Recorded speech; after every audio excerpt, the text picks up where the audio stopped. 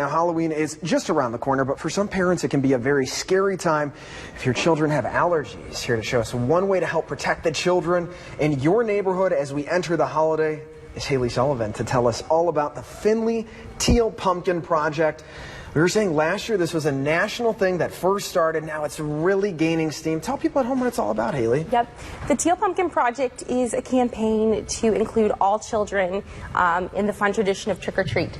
So my children have food allergies. When we trick-or-treat, we carry EpiPens. We're kind of nervous about what they're going to get their hands on. Teal Pumpkin offers non-food treats for children with medical restrictions, food allergies, diabetic, so that they could trick-or-treat safely.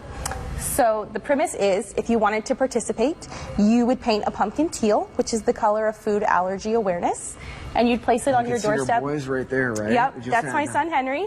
And he himself has an allergy as well. Yes, Henry has an allergy to dairy and nuts, and that's my son Jack, and he has an allergy to dairy as well. So if you wanted to participate, you paint your pumpkin teal, and then you would offer non-food treats to trick-or-treaters in addition to traditional candy. Why is it so important for people to really take part in this effort? Because we said it's a national trend. A lot of us saw this maybe in the national news, but really this is a local thing that is hitting home. Why should people take part? Well, really it's about including everyone, and people are really responsive. They want to include children, but maybe they don't exactly know what's safe or how to do so.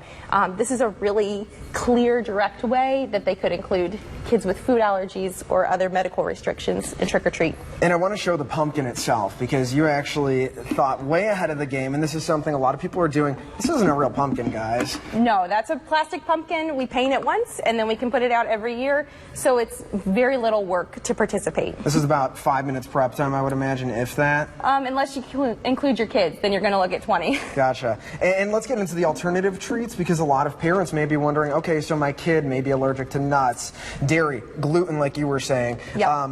What are some of these alternative treats that we can give out that would make the kids just as happy? Sure. So we're looking at inexpensive treats.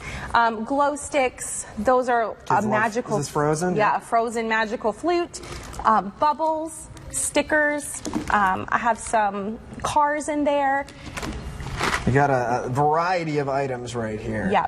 And I was going to say, too, you know, for parents who have the little kids who may be noticing that their children are having some issues with allergies, how did you initially discover it for your son? What gave you the red flag and prompted you to say, maybe we should get out there, test him, and figure out a solution to this problem? Sure.